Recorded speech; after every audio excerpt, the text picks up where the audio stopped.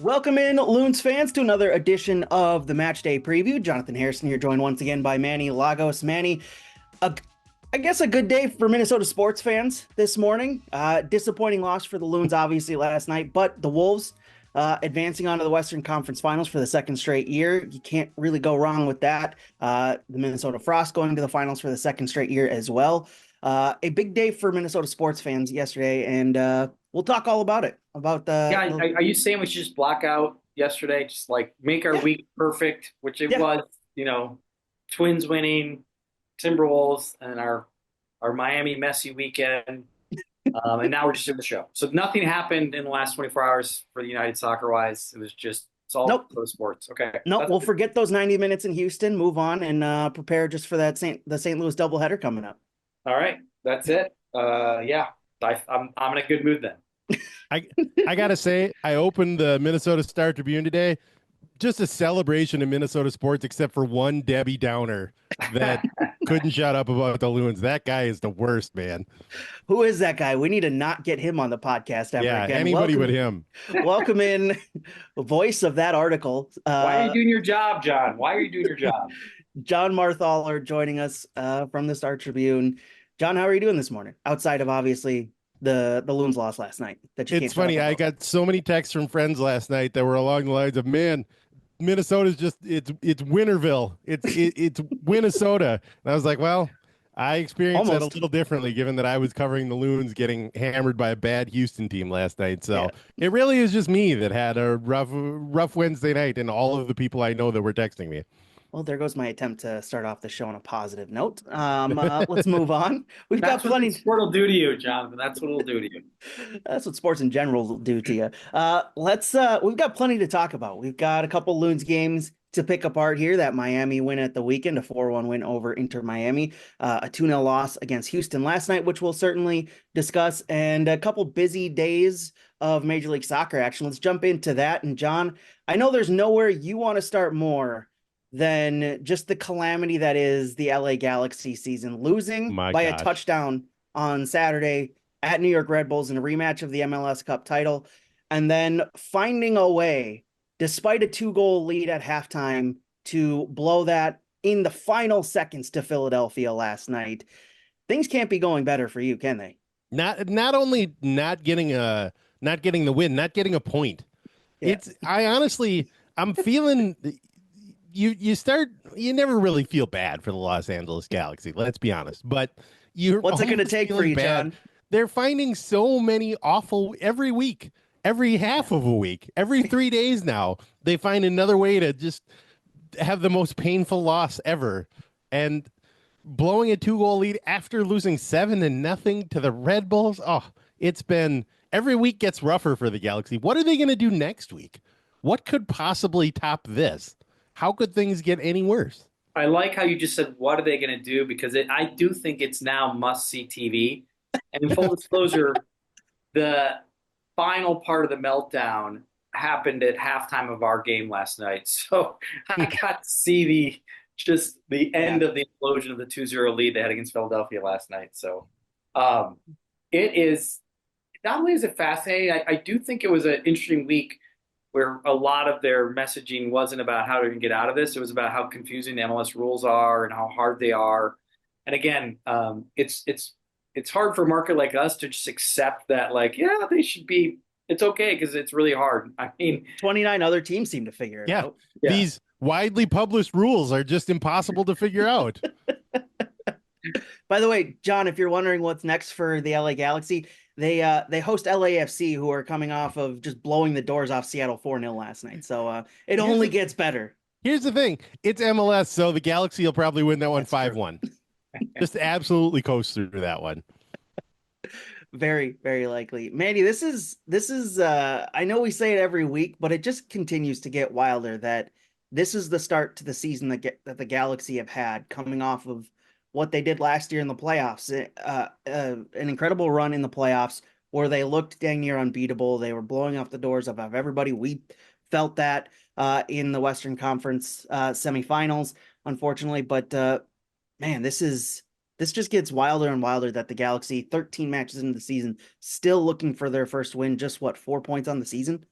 Yeah, and my brain, it shifts quickly to the reality of, and like I was kind of, kind of making fun of the Galaxy, but I also like the reminder of the fine line of winning and not Mhm. winning, and momentum and confidence and building a team to be competitive. Again, it is MLS, so they still have an opportunity, Yeah. crazy enough, to figure out how to way to make a run to try to push to see if they can find a playoff spot. But it's a nice reminder, I think, for everybody and all of us that like it is hard to win in MLS. It's hard to win in soccer, especially when things start to go bad. Everything like just gets just exposed. And right now, they got exposed in two ways. One, they get scored on a lot early. They're in big trouble.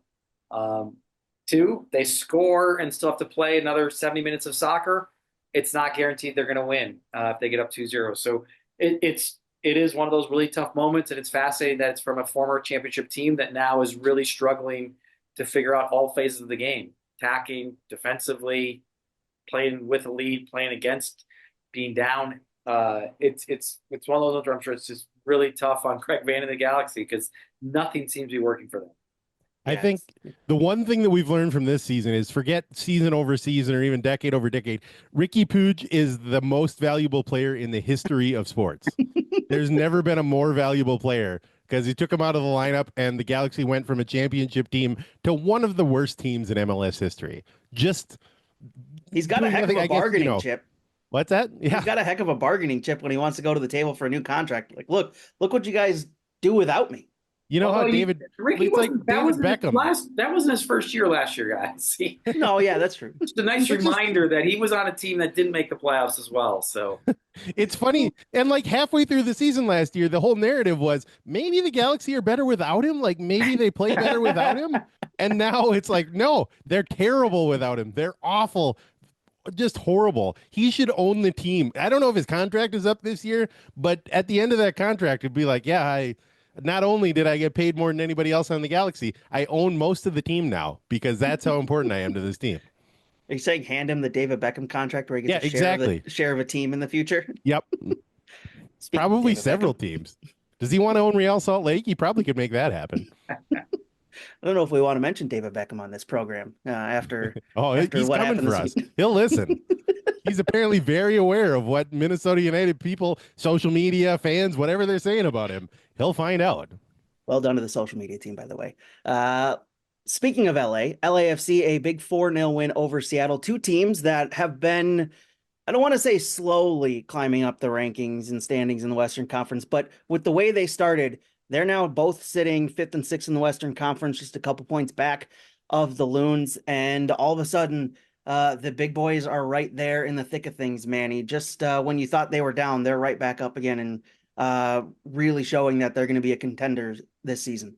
yeah, that was a big result for LAFC because it's not just the wins. They're starting to play much better. They're starting to have a good balance on offense and defense. It's not just transition soccer now. They are starting to get these waves attacks and kind of overwhelm teams, which reminds me from like 4 or 5 years ago when they really won balls in good spots and really you kind of isolated Blanco in good areas to really put pressure on defenses. And it feels like they're evolving into a really big contender in the West now.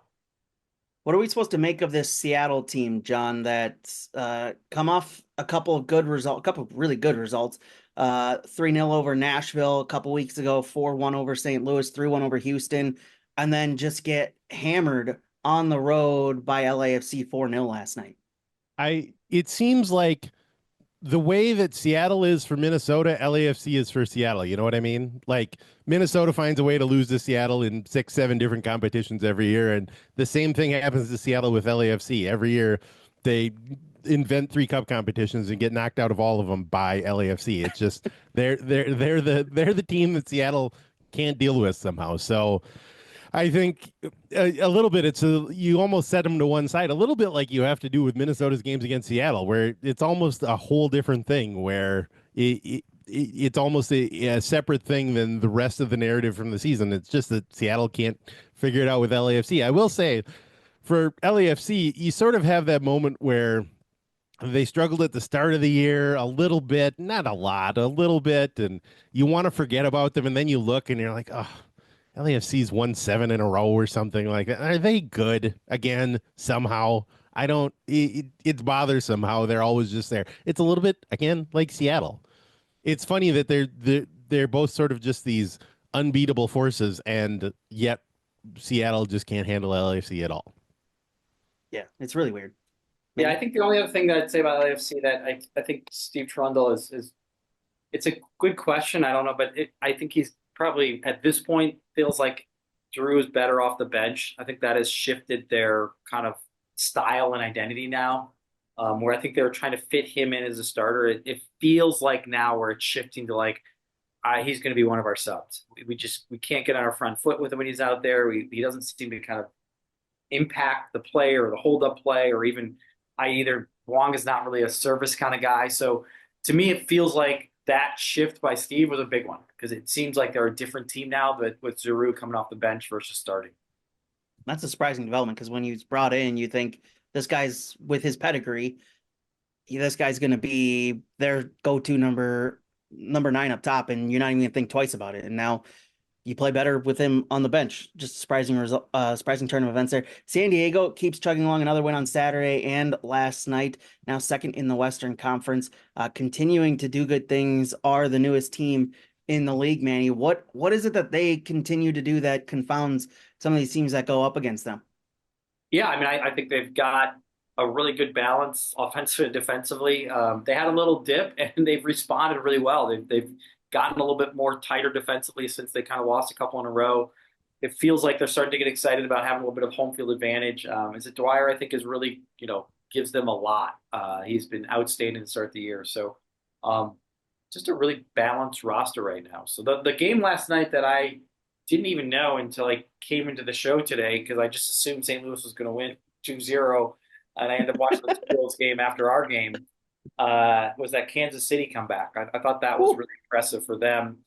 Huge rivalry, huge derby, being down 2-0 away, and kind of the coaching change and their kind of up and down season to get a point on the road. Very impressive for them. Very impressive to come back. Yeah, Kansas City have been kind of energized since shifting away from and moving on from Peter Vermees. We would be remiss to not mention the 10th, 9th, I guess 12th wonder of the world, Kai Kamara, making his appearance for his 12th MLS team. The guy just keeps doing it no matter how old he is. I saw a stat last night. This is now his 12th team he's played for. When he came into the league as a rookie in 2006, there was only 12 teams in the league, and now he's played for 12. Just an incredible MLS story that I don't think John will ever be topped in this league.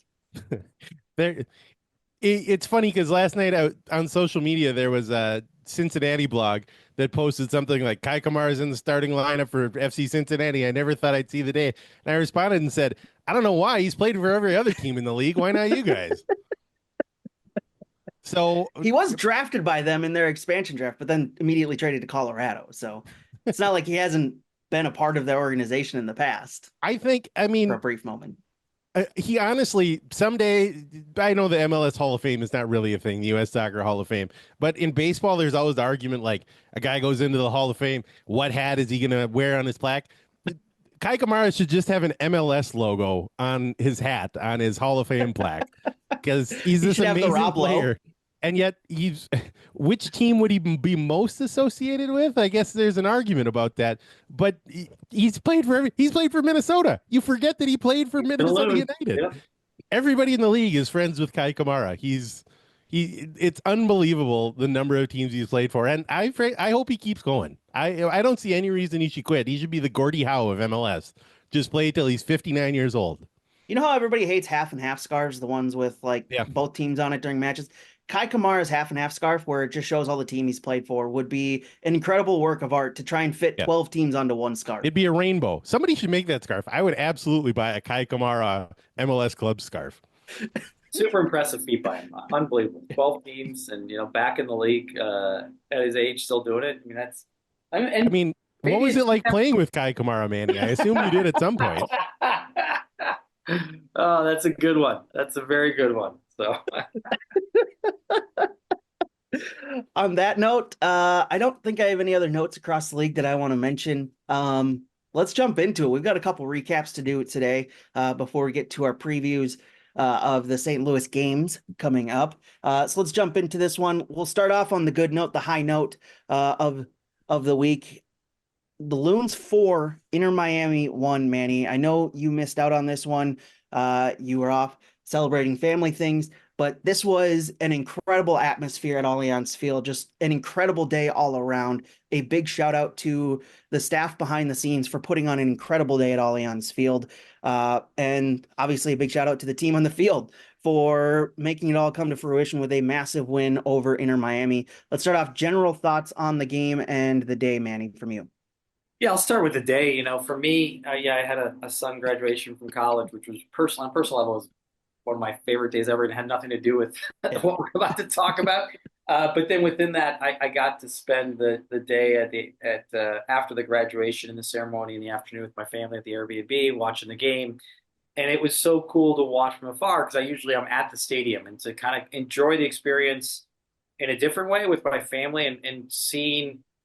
I do think takeaway from the game on the field, I think it lived up and was one of the biggest days in Minnesota soccer history.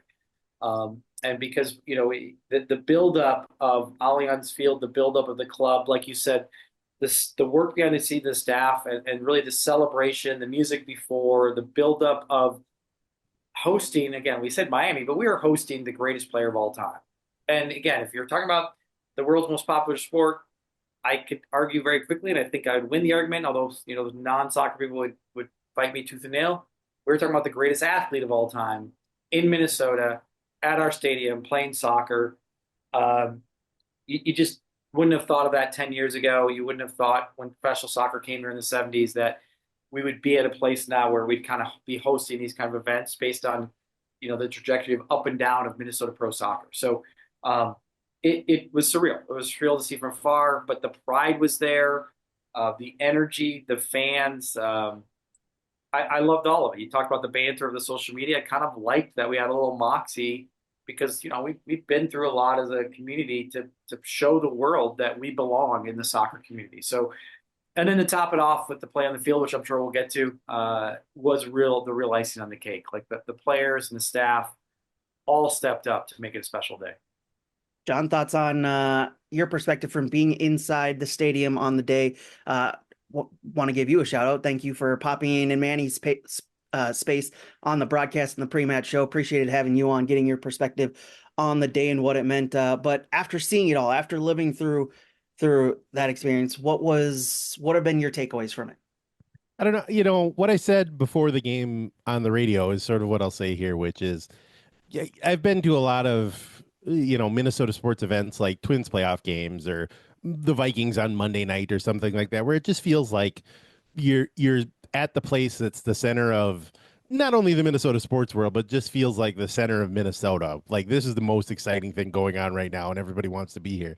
And it's not always true that that's what it feels like at a Minnesota United game. It feels a little bit more sometimes like the people who are there are really excited to be there, but it can feel like sort of a niche pursuit sometimes. That's not how it felt on Saturday. On Saturday, it was just this huge vibe of this amazing event, and just to see that for Minnesota United, knowing sort of where the club has come from, knowing for so many years when it felt like, oh, this is sort of tenuous, is temporary. It just felt good to be a part of the whole thing. I'll say that. And that's just on a personal level, not on anything that happened on the field or even for the club. It was a fun thing to be a part of on, for me personally, ignoring everything else that was going on for Minnesota soccer. Yeah, it was a really cool day to be a part of. So let's talk about the game on the field. Minnesota 4, Inter Miami 1. There's a lot to discuss here, and we may spend quite a bit of time on this one rather than the 2-0 loss against Houston for obvious reasons. But there's a lot to break down in this one, and the Loons sitting back, kind of absorbing some pressure early on and kind of absorbing the first 30 minutes, as Julian Gressel, I guess, pointed out in the locker room to the players. Absorb the first 30 minutes and you can find some strength in attack afterwards. And they did absolutely that, hitting on attack shortly thereafter and getting a goal. But I think this, for me, it goes back to a quote that Eric Ramsey told us in the broadcasters, I guess, video call the other day before the Houston game, is that he felt like what the Loons did well Miami struggled with. And that felt like, when looking back at the game, that felt absolutely true, Manny. Yeah, I mean, I think I think there was a hunger to absorb and stay organized and disciplined and structured. Yeah. But within the elements, even in the first 15 minutes, we had some explosive like waves of going forward. And I give a shout out to Tani because I thought he really set the tone with his energy, and it didn't always come off, but it really quickly exposed that these are two totally different teams, totally different styles. Um, and I felt like we really just navigated the world's greatest player and kind of said, "Oh no, this is gonna be a tough day. It's not gonna be easy for you to break us down. This is not gonna be a wide open game. You're not gonna be able to run with the ball. And oh, by the way, if you guys are caught losing the ball in bad spots or square passes, we're gonna really hurt you." And it felt like early on, yeah, we didn't look like we were just gonna overwhelm them and win 4-1, but it just you could start to see something build where they were running out of ideas, and it just emboldened us to really go on the attack in the right moments. John, tactical takeaways from this game and on the field, at least, what you saw? It's funny because there's no team in the world that would want to play against Miami's offense every week. And conversely, every team in MLS would love to play against Miami's defense every week because they are terrible. Saw that last night for San Jose.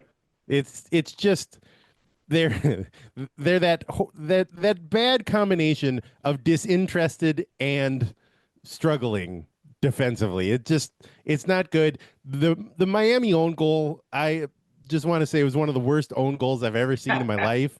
A dude from a corner trying to head it back to his goalkeeper from about this hand to this. It was like 6 feet away. There was no way for the keeper to save it. Why would you try to head the ball back to your keeper from there?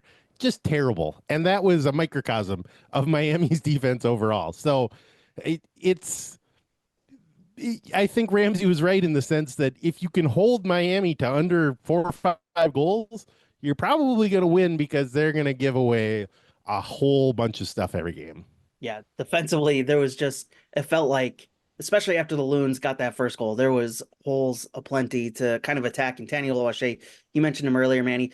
He was an absolute handful for those defenders all over the field. His hold-up play was excellent, especially in that Robin Lod goal, the fourth one, where he gets the ball, a long ball forward, and is just able to hold off one of the Miami defenders, just kind of just crawling all over his back, and then see that Robin's making this late run, and Robin gets his first goal of the season. Bonghukle Longwane gets his first goal of the season. Just some incredible performances all around. I really, when looking back, you can't really find a poor performance on the day from a Minnesota player. But special shout out to Tani Oluwaseyi, who was excellent up top for Minnesota, Manny.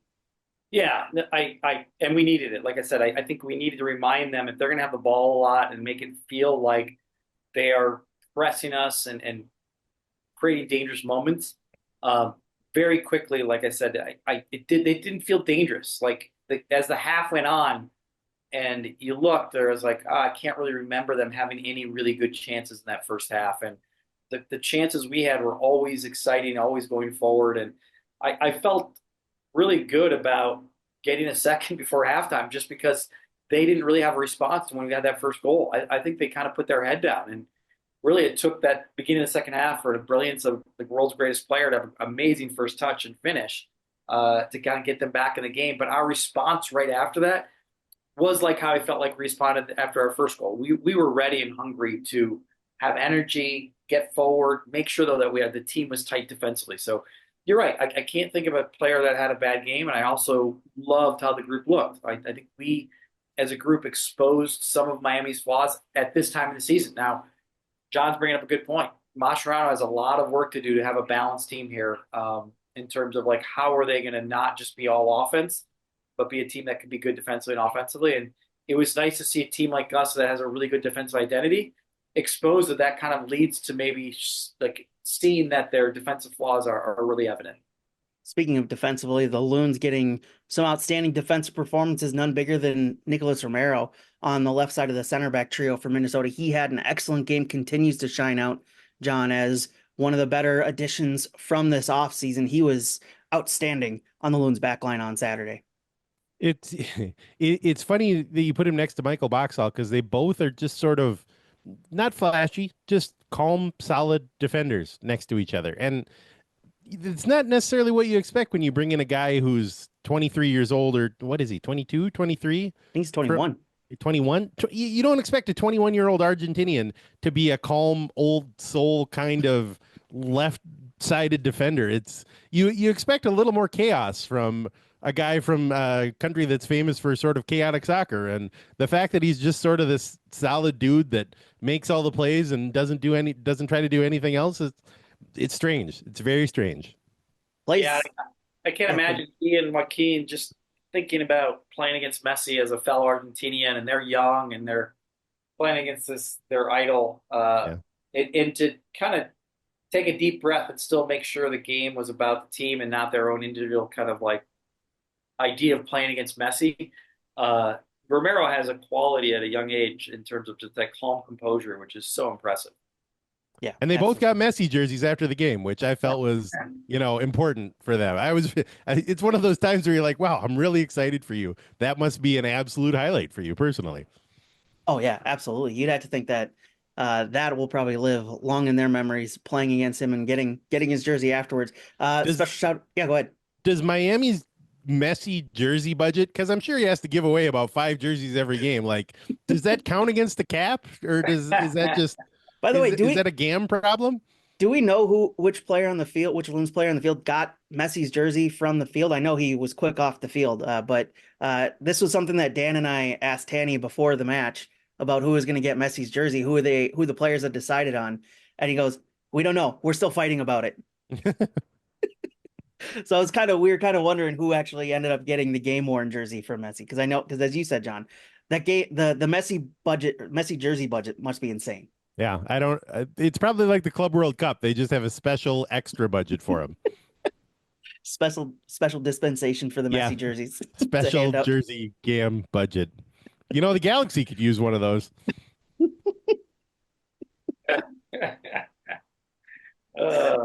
I got nothing else to that. No. What a fun day that was for sure. How many times do you think, I haven't gone back and looked back at the statistics of it. Obviously, the biggest loss that Messi's team has suffered since he joined Inter Miami a couple years ago. But I don't think there's been many times, continuing on the defensive front of this for the Loons, that his team, that Miami, or a team that Messi's been playing on in general, has been held to just 0.6 expected goals. 0.6 expected goals in a match. Just an incredible all-around defensive performance, really stifling any chance creation for Miami, Manny. Yeah, that's probably my favorite moment of the match was the beginning of the second half, and Miami's response was impressive. I mean, that if you go back and watch the highlights, obviously the fourth goal is just so fun, and the tempo and the finish and the quality of Robin and the movement by everybody was outstanding. And then you have the 2 set piece goals, and you have the end of the half to really hurt them. But Messi kind of showed up. That touch and finish was so dirty and so classy. It really was a moment of brilliance. And what I love is that was it. That was the moment of brilliance. But we went to 2-1, and I think we just got hungrier to play even better and to make sure that we got off the field, with a blowout. I mean, it was such an impressive response after a great goal by Messi, by the group. So yeah, it was really, really well done to say, no, that's the only chance we're going to give up today. Yeah, you felt like there would be some kind of response after or coming into that second half, and Miami certainly did, coming out, putting on a ton of pressure in the attack, getting that goal early, but then the Loons' response was outstanding following that, just kind of bunkering down and locking in and getting back into the action that they were in the first half. Do have to shout out Anthony Marcanic, second straight start, second straight goal for him. Just an incredible set of performances from the young left back, John. It just continues to show the depth that this team has kind of all over the field in that game, especially. Yeah, you got to give him credit. He was injured at that point too. Yeah. Like, he hurt himself. He had to go off at halftime, and it seemed fairly clear. They said, listen, can you just limp through for the next 10 minutes because we don't want to use a sub window this early in the game to get you off there. And then he scores a goal and misses the next game because he's injured. So that's toughness right there. That's some hockey toughness, and I think Minnesotans should appreciate that. He's in the right spot on the far post, but also does help when Jordi Alba decides, I'm just going to tuck into the middle and just leave a guy alone on the back post, clear as day.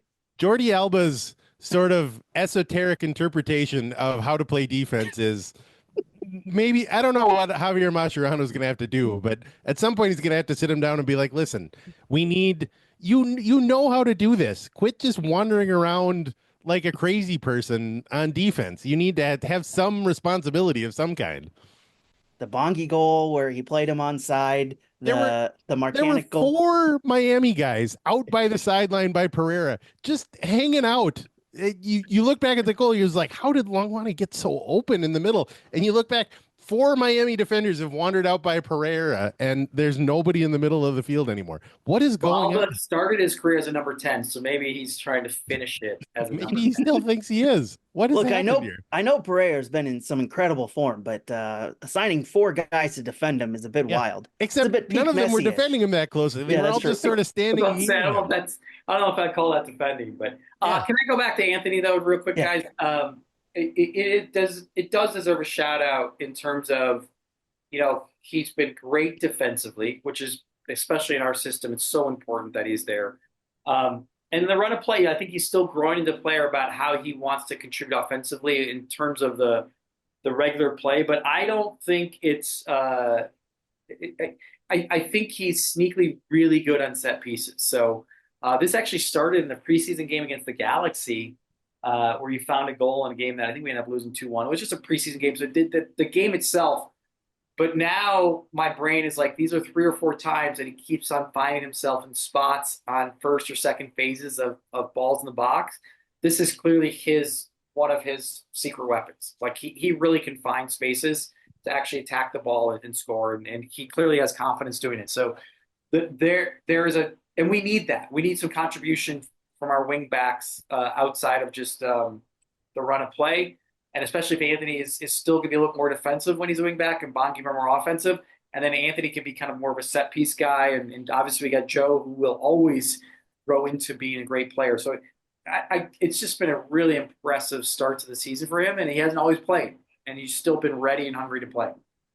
Yeah, Anthony saw the goals that his brother put in last year in the USL Championship and wanted to get some for himself, John. I've got, he has a twin brother, and last year his twin brother Nick had 30 goals and he had none. And I have a twin brother too, so I know how important this is. I think it's 2-1 Anthony this year. I'm really rooting for him hard to end up with more goals than his brother, because it's got to hurt when you get 0 and your brother gets 30 in 1 year. Oh yeah, absolutely. Twin brothers. Yeah, for sure. I have a little brother. He's not a twin brother, but I have a brother that's 1 year younger than me. But yeah, there's always competition there. So anything else you guys want to mention from this game before we move on to this Houston game from last night? No, I mean, I still think the veterans really stepped up. We talked about Romero Diaz's athleticism was great. Trapp was just a great leader in the field. Pereira and Lode, at key times in the game, just showed these qualities of skill that are similar to some of the players on Miami. And it was really fun to see Bongi, get a really good goal where he had good movement. And again, we really did expose that. I still think Miami's going to have to understand how they want to kind of win in this league, which is probably being a little bit more disciplined defensively, especially with Messi on the field when they can get a little bit stretched. So a lot for them to work up. But I do think it was about the day for Minnesota. And I can say to the fan base internally, a ton of pride for the club, because the club wanted to make it a great event. And it wasn't necessarily about the game in the field, but I know behind the scenes, the staff worked so hard in terms of trying to get a vibe. And that started with deciding to have it at Allianz Field versus US Bank.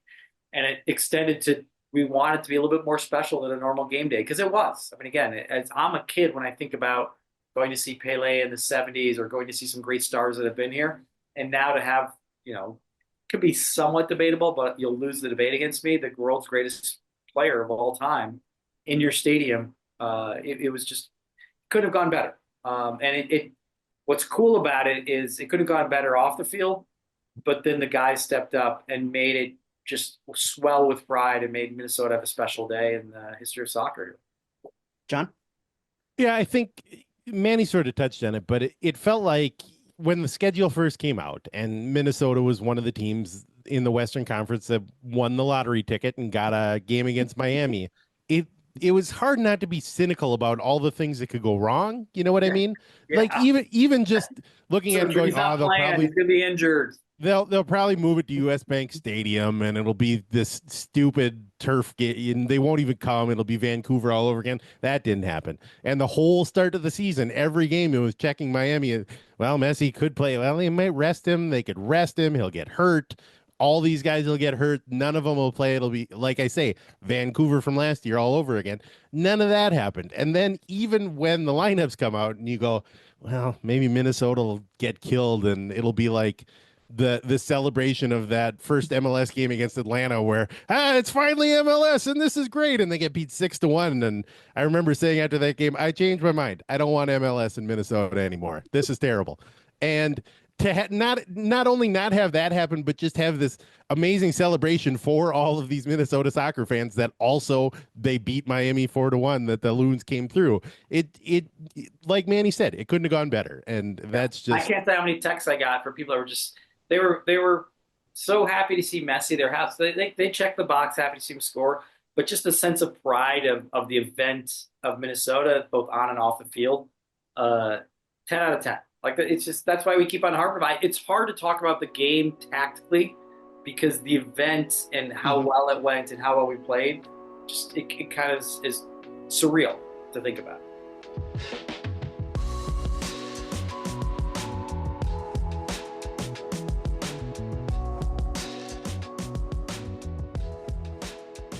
If you're looking to hone your skills on the pitch, Minnesota United has your back. Our youth clinics and development camps range from goalkeeper training to academy tryout preparation to good old-fashioned summer camps. We've got something for athletes of all ages and skill levels. Check out our camp offerings at MNUFC.com.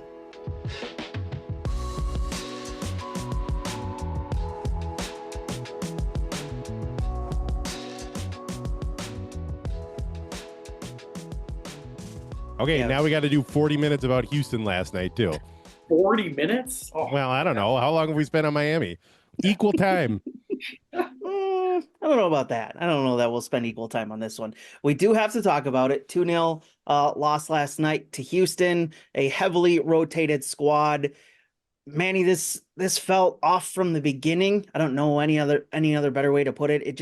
It didn't feel like the same team, obviously, that we saw on Saturday because it pretty much wasn't. There was pretty much everybody rotated out, except for three guys. But it felt like there was a little discombobulation trying to get the attack going that just really struggled all night long. Yeah, I mean, soccer's hard to win games. It's hard to navigate tough seasons. It's hard to figure out when you start to get a little bit of congested schedule where the balance of what you want to do.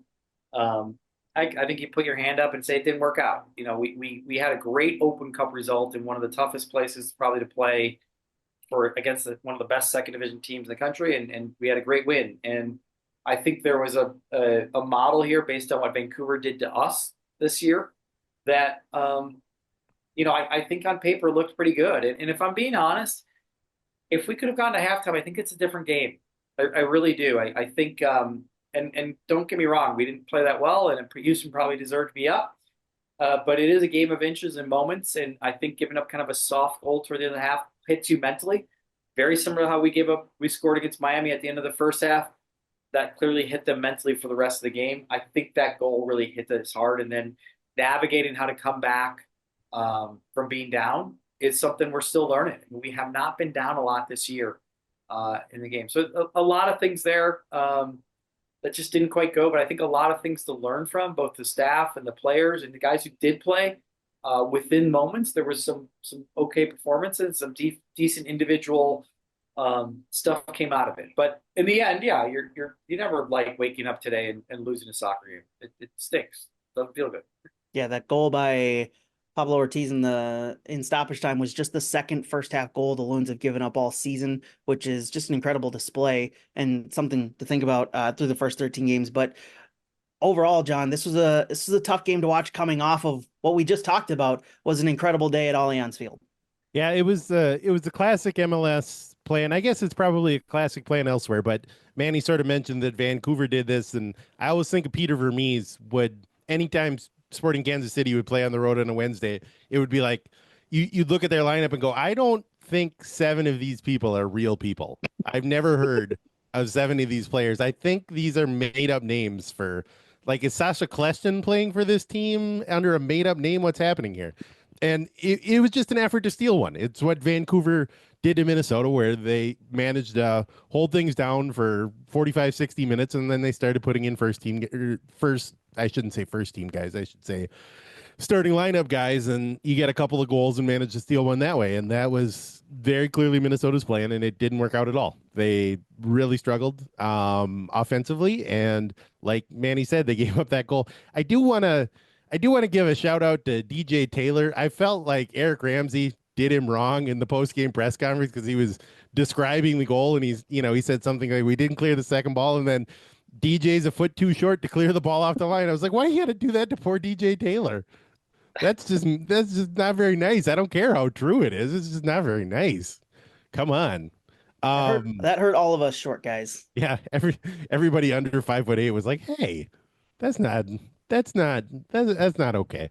But had they gotten to halftime, and this is even what Ramsey said last night, had they gotten to halftime, it might have been a very different story. But they didn't, and once they did put in sort of the line change and put in the attack, it didn't actually change a heck of a lot. And they gave up a second goal, and then it was just waiting for the game to be over. So it's understandable. I don't think there's a lot of criticism there for the coaching staff or even for the players that came in to say this is a bad thing or a difficult thing or a sign that there'll be struggles in the future. It was an understandable thing, and it's what they'll probably do next week with the U.S. Open Cup as well. But it just didn't work the way they hoped it to. Yeah, with the amount of games that they have to play that are on the schedule here over the next couple weeks still. I mean, you got a game every 3 days going into June. It's a difficult stretch, and as you said, John, we'll likely see something like this coming up next week, and we still got more games, more midweek games coming up this month. It's one of those tricky times where you find out about your depth, you find out who can play, who can't. Manny, from a guy who's been experienced seeing some of these MNUFC 2 players, what was your takeaway of Kieran Chandler's MLS debut last night? I was really impressed. I thought there was a feistiness. Again, I would have loved to see us have the ball a bit more and be a little bit sharper offensively because I actually think he can get in the offensive attack, and he's got a quick, clever left foot. I think he's really good at getting out of tight spaces. So I'm glad you brought it up. He was on my list. I even think Hoyan had a good, tidy game, had some good physical moments and kept the ball moving. Devin and Dugan had some good moments where, again, I thought we were under it, but their box defending was really good. Again, it's never one thing. Like I said, in this game, I thought if we were just a little sharper, Kelvin's still coming back from an injury, a little bit different of a position for Sang Bin, so it was hard for him to find the ball. Will he get that free kick for our only shot of the game, or only shot? Only shot till it was 2-0. Okay, only shot till it was 2-0. But I think there's something in Chandler that was fun to watch last night. He really did. And he worked hard. It was hot, and they had a lot of pressure up that right, and a lot of overloads. We had to deal with 2 guys, but he was hungry to deal with. He worked hard, and it was a. Unfortunately, the team didn't have a great performance, but I thought he was one of the guys that stood out. Yeah, that was something that the coaching staff told us and told Dan and I when we were talking to them before the game of what we should look out for Kieran Chandler. And they were impressed with his ability to deliver in crosses and his ability to get in the attack and what he can do in that area of the game. So said to watch out for that. Was it late in the first half? That was actually, it wasn't a shot, but that was one of my favorite attacking moments we had, phases where we really started to move the ball. We had a great counterattack. It was a really good early cross that almost found Kelvin and Sang Bin, and their defender did a good job clearing it. But that was a dangerous moment, and Kieran did a great job on it. Yeah, and the other thing about Chandler, he's a college guy, so you sort of forget and you just think, oh, he must be 23, 24. He's sort of this veteran guy. He's 19. He only played 2 years in college. Yeah, very young. Yeah. So with the loss, it is a sour note after what was an incredible weekend. I do have to ask this. I just throwing this out there, Manny. Is there, when you look at the games played this season, is there any concern about just getting 2 points from 3 games against 3 of the bottom teams in the Western Conference? Because you've played the Galaxy, you've played Kansas City, and now you've played Houston, 3 of the bottom 4 teams in the West, and you've only gotten 2 points out of those games. Should there be some concern about that? Can I answer that in 4 months? Pretty much. No, you can answer it now for sure. No, Because the answer will be the same in 4 months. Listen, I think the only concern is if we're not hungry to learn from the process, the decision making. It's not black and white to play the first team or what lineup you play. No, I don't think so. I mean, again, it's too early where we're still learning how we're going to win as a group and grow into being the team that we want to be. We can start lamenting, I think, down the road, depending on how results go and see where we are. But right now, I think Jon said it best. I think, all indications are we have a big week, 3 big games, 2 home games, an Open Cup game at home.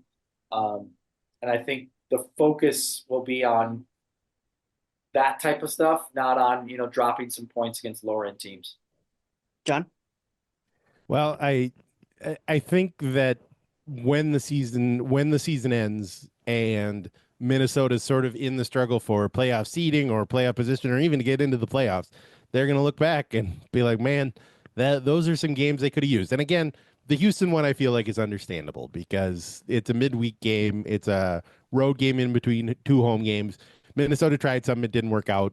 That's going to happen. And I feel like we're going to see some of the same stuff in June when they're missing guys for the international games, and they're going to have to play sort of a reduced lineup, and they're going to have to do the best they can. We saw it last season when everybody, half the team was gone all summer, and they just had to do the best they could, and they got 2 points out of 8 games or whatever it was, and it wasn't really an indictment of the coaching staff or the playing staff or the front office or anything. It just is what it is, and I think that was sort of the way with Houston. But as far as the Galaxy game and Kansas City game, I think I said this after that amazing game where the Galaxy managed to lose to Kansas City, even though Kansas City didn't attempt a shot the whole game. Is it worse to have dropped points to a team that lost to a team that didn't attempt a shot? Or is it worse to drop points against a team that didn't attempt a shot for an entire game? I'm not sure which one of those is worse, but the fact that the Loons managed to take that game and they dropped points against both those teams already this year, they're looking worse and worse as the season wears on. Yeah, I think it's fair. I think both points are fair. And I think that's equal time we spent on both those games. If anybody exactly. can follow what Jon just said there, that is so impressive. I got there. it. A lot. That was a lot to understand the Kansas City, LA Galaxy, Minnesota United dynamic, and it took my brain a little bit to figure it out, but I got there eventually. Yeah. I knew what you're trying to get at there, Jon. So that was definitely equal time spent on both games. Let's jump ahead. A doubleheader against St. Louis. Manny, from a coaching standpoint, how do you prepare for a situation like this? I know we had this a couple years ago against Portland, I believe, where we played them at home in the league, and then a couple days later in U.S. Open Cup, played them at home as well. How do you prepare for this? And it's the same team at the same location, just 4 days apart. Do you prepare any differently for the first game than the second game, or the second game from the first game? Oh, so boring answer here. It's one game at a time. It just is. I mean, at the end of the day, this is a big league game. It's a bounce back game. We did make a big decision to rotate the lineup in Houston to be fresh this weekend. So there's no doubt about it. So, and if I'm being honest too, I do think the subs last night didn't quite have the energy that I was expecting for them to maybe kind of find their way back in the game, whether it was 1-0 and or frankly 2-0. So to me, it's a big one for the group to really bounce back after what was a great weekend the last time we played at Allianz Field. And no, I think it's one game at a time because it's a big game this weekend. And then your Open Cup game is a different mentality. It's a different competition. But at this stage, it now becomes very real in terms of the potential to win a trophy. So I think the guys need to be ready to step on the field and beat a team twice at home in a week. Yeah, typically good defensive side, though they have started leaking goals quite a bit lately. It is 9 matches across league play without a win for St. Louis, though they did get the U.S. Open Cup win against Union Omaha at home a couple weeks ago. So that leads to the U.S. Open Cup round of 32 game taking place at Allianz Field midweek. Jon, when you look at St. Louis, what are your thoughts on a team that has struggled this season? 14th place in the Western Conference. They are that other team that is at the bottom of the Western Conference that we just spoke about of the four teams. Just 2 wins on the season from them, but they started off the season as one of the more stout defensive teams, though they couldn't find a way to score a goal to save their lives. I'm going to make sort of an old comparison here. You remember Ron Gardenhire and his love? He was a former middle infielder without much in the way of offensive skills, and he loved specifically Nick Punto, but he loved all middle infielders without offensive skills. That's Olaf Melberg in center backs. He was a former center back, and now St. Louis is playing like 4 center backs every week somehow. Like their entire team is slowly becoming made up of center backs. I assume that they'll have one at striker and another one at number 10 when they come to town this week. It worked for Manchester United and Harry Maguire a couple weeks ago. If can St. Louis sign Harry Maguire to play number 9? I think that would be the transfer of the season. It's not working, and Melberg's answer to everything seems to be to add center backs to the team until they're good at defense again. Manny, what's the scouting report on a St. Louis side that have struggled of late outside of the one U.S. Open Cup win? Yeah, I mean, it's going to be interesting where their mentality is. That was a big derby kind of. Yeah. Like I said, I just assumed they were going to finish that game out when I woke up this morning and saw that Kansas City scored 2 late goals. So they are in their own kind of like identity crisis in terms of how they're going to kind of build some confidence to score goals, but also not give up goals. And it's never good when you're at home when you're up 2-0 and then you end up tying your big rival. So for me, I think the key for us is to kind of get the Houston game out of our head and then play with that identity, which is really, really limit chances, and then really hurt them when we go forward with numbers. And again, I think we're evolving to maybe have the ball a bit more this weekend. My guess is I think we will, because I think they're still a pretty big defensive team. So I think they'll let us have the ball a bit more. But it really is important that we don't give them any confidence. And you just said that they're lowering the table. Let's make them feel like they're coming to Allianz Field the same way we made Miami feel last week.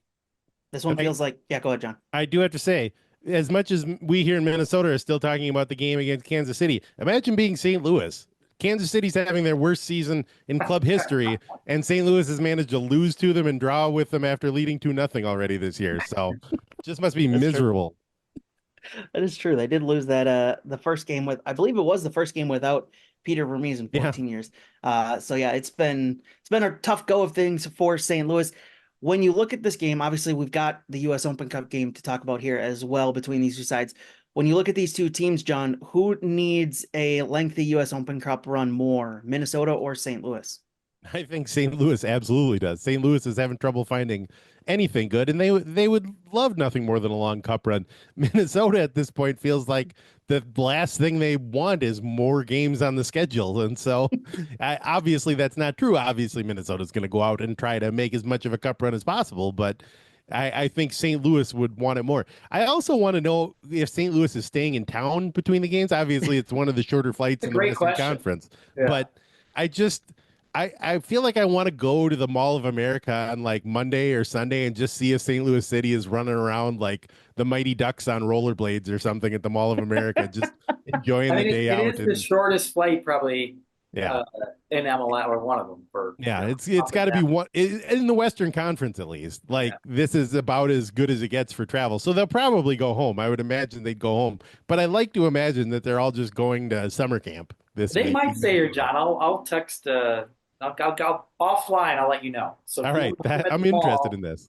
Jon just wants to know if they're going to go to the Mall of America because he wants to meet Roman Berkey at the Mall of America. For some reason, I have this weird picture of them doing all of the things the Mighty Ducks did in the movie, like rollerblading 500 miles across every tourist landmark in Minnesota, like the Ducks did. Playing off that rollerblading from that's the an Mall of idea America for to St. Louis social media. Thing. I don't know who's running St. Louis social media, but go ahead and steal that. You can have that one.